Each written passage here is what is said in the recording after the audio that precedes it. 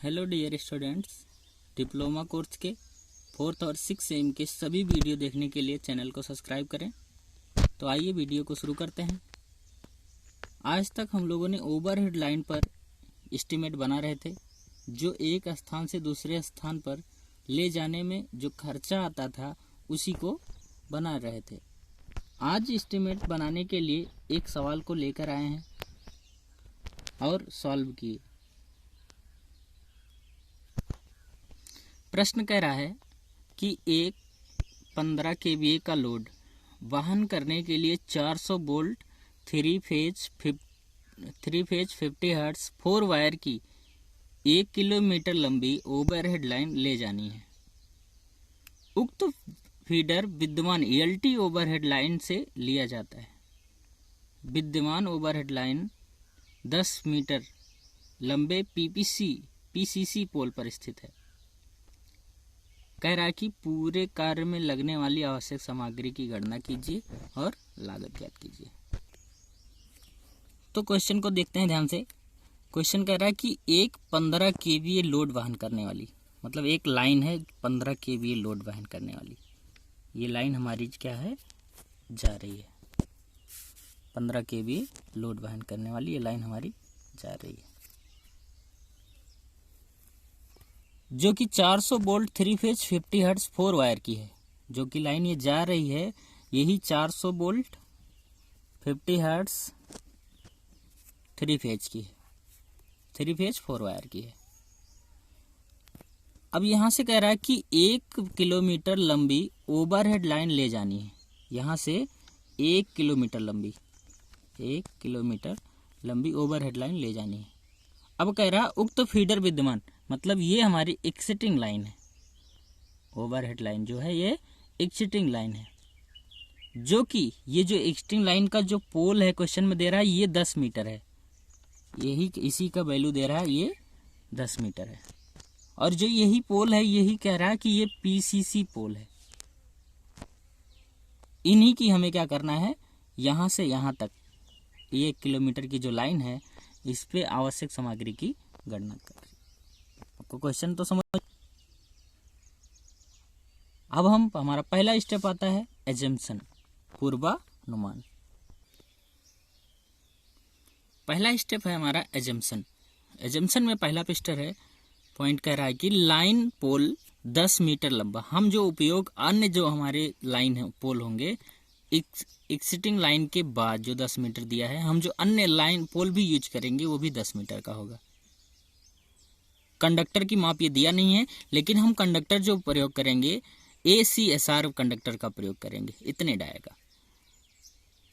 Line का पहला पोल आपका एक्सिटिंग पोल है और अंतिम पोल जो हम करेंगे टर्मिनल पोल करेंगे। स्पैन भी क्वेश्चन में नहीं दिया है, हम स्पैन को 50 मीटर मानेंगे। लाइन के हर चौथे पोल पर को अर्थ करेंगे। लाइन एक सीधी रेखा में जाएगी। लाइन 3 फेज 4 वायर सिस्टम से जाएगी और लाइन हम एक्सिटिंग लाइन से लेकर जाएंगे, इसलिए पहला पोल टर्मिनल पोल नहीं होगा।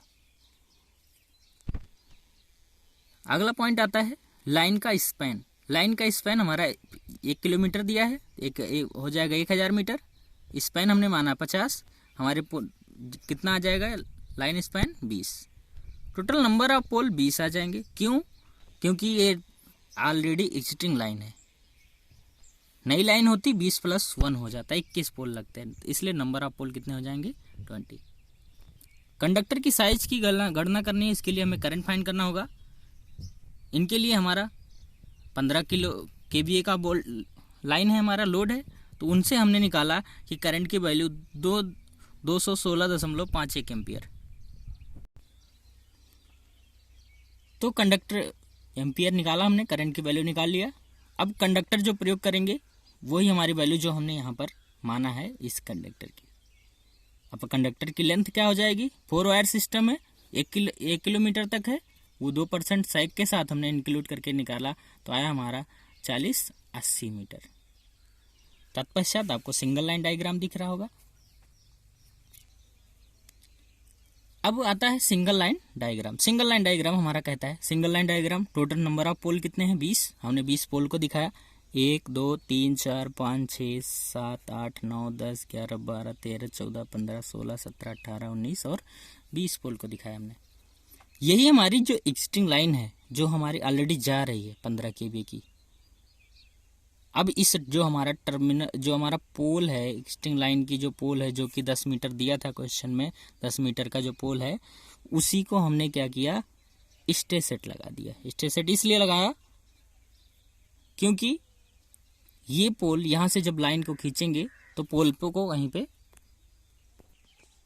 इसके बाद हमने 20 पोल पे हमने माना है पूर्वानुमान में हर चौथा पोल अर्थड करेंगे। तो हमने पहला, चौथा, 8वां, 12वां, 16वां और 20वां पोल को हमने अर्थड किया है। 20वें पोल पे भी हम स्टे वायर का प्रयोग करेंगे, स्टे सिस्टम को लगाएंगे, 2 स्टे सिस्टम।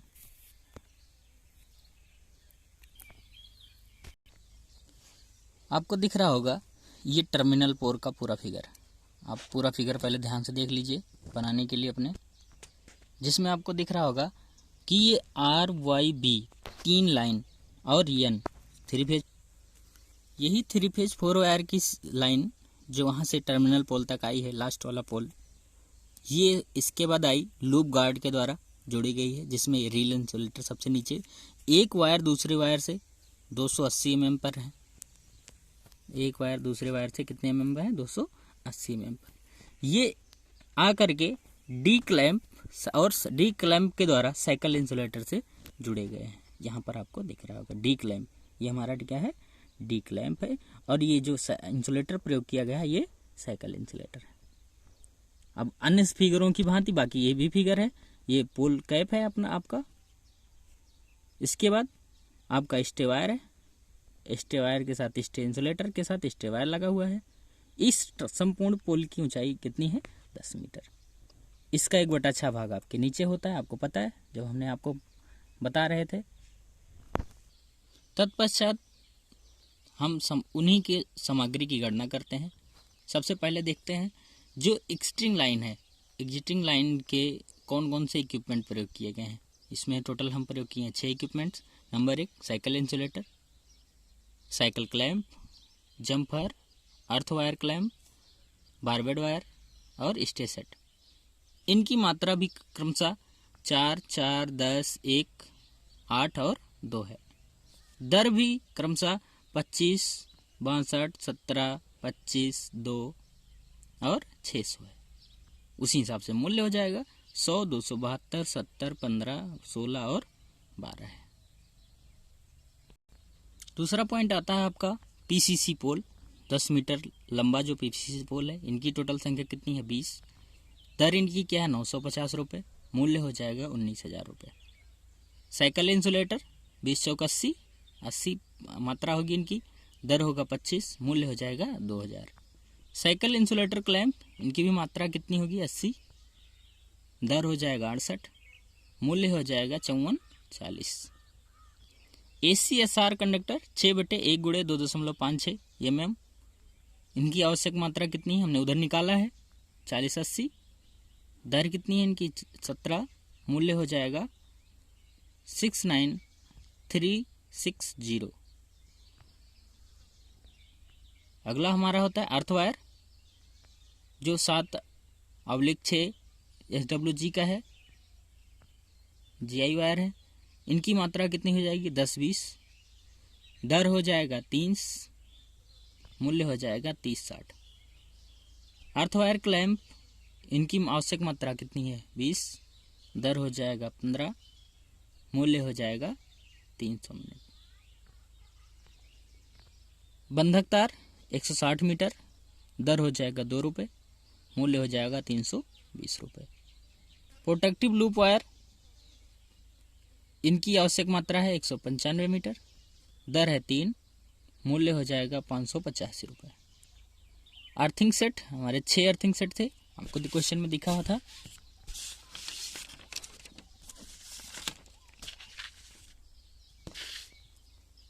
एक, 2, 3, 4, 5 और 6। स्टे सेट इनकी मात्रा कितनी है 2, दर कितनी है 600, मूल्य हो जाएगा 1200। स्प्लिट इंसुलेटर, मात्रा है 39, दर है 20, मूल्य है 780। बारबेट तार 100 मीटर, दर है 1.50, मूल्य हो जाएगा 150। डेंजर प्लेट, आवश्यक मात्रा 20, दर 30, मूल्य 600 रुपये। खंभों की कंक्रीटिंग, प्रति खंभा हमारे खंभे कितने हैं 20, इनमें एक खंभे में हम लगभग 100 रुपये लगाएंगे तो कुल मिला के हो जाएगा 2000। नट बोल्ट वाशर, इनकी मात्रा हमने 15 जोड़ लिया है। कुल लागत हमने जोड़ा, कुल लागत आया आपका 1,13,783 रुपये। उस श्रम मूल्य इसी लागत का 20% 22,756.6। आकस्मिक व्यय संपूर्ण का 10% 11,378.3। परिनिरीक्षण व्यय संपूर्ण का 10% 11,378.3। कुल लागत आई 1,59,296.2 रुपये। इस वीडियो में बस इतना ही। नेक्स्ट वीडियो में हम लोग अंडरग्राउंड पर एक प्रश्न को पढ़ेंगे। आप लोग ओवरहेड लाइन पर और भी कई प्रश्न सॉल्व करिएगा। जो ना समझ में आए उसे कमेंट करके या फ़ोन करके पूछ लीजिएगा और क्वेश्चन को करते रहिएगा। सर्विस कनेक्शन का भी हमने पढ़ाया है इसी वीडियो में भी, सर्विस कनेक्शन को आप पढ़ लीजिएगा। जो भी आप लोगों का जो भी प्रश्न होगा, चाहे वो हाउस वायरिंग से हो, चाहे वो पावर वायरिंग से हो, चाहे वो अर्थिंग से हो, चाहे कंसेप्ट ऑफ एस्टिमेटिंग कास्टिंग से हो, चाहे अभी हमने पीछे सर्विस कनेक्शन वीडियो में पढ़ा है चाहे वहाँ से हो, चाहे आज हम लोग ओवरहेड लाइन को पे 3 प्रश्न को पढ़ लिए, चाहे इसमें जितने भी प्रश्न हैं आज तक आप लोगों ने पढ़ा है सबको आप सॉल्व करिएगा। जो नहीं समझ में आएगा, एग्ज़ाम की आपकी डेट आ चुकी है, सबको न्यूज़ मिल गई होगी। जो नहीं समझ में आएगा उसको आप पूछते रहिएगा फ़ोन करके, चाहे वीडियो में, चाहे कमेंट करके, जैसे भी आपको सुविधा लगे आप हमें प्रश्न पूछ लीजिएगा। सभी प्रश्न को आपका आंसर मिलेगा। धन्यवाद।